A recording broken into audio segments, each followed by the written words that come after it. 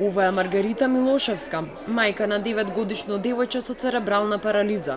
На светскиот ден на лицата со попреченост, јавно апелираше дека државата треба да им помогне на овие родители и да имаат образовни лични асистенти и дома, затоа што целиот товар паѓа на нив. Моја препорака како родител е овие асистенти да бидат вработени образовните преку Министерство за образование, а другите асистенти да бидат пак преку Министерство за труд и социјална политика и домашните асистенти да бидат секако преку некои дневни центри или центар за социјална работа, бидејќи тие лица треба да се мотивираат и да бидат во редовен работен однос, да им тече стаж, за да може да се пријават. Слична судбина имаат 1236 основци во Скопје. Според извештајот на Народниот правобранител, најголем дел од нив се со лесна попреченост. Статистиките покажуваат и дека во 9 општини во Скопје основците со попреченост немаат личен асистент.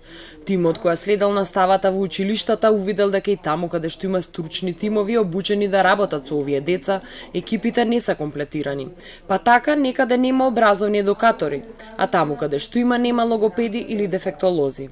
Многу се квалитетни податоците, добиени од сите училишта, кои опфаќаат многу чувствителни сегменти во целиот тој процес што ние викаме инклузивно образование за сите и за деца и за лицата што имаат попреченост. Меѓународниот ден на лицата со попреченост се одбележува 27 година.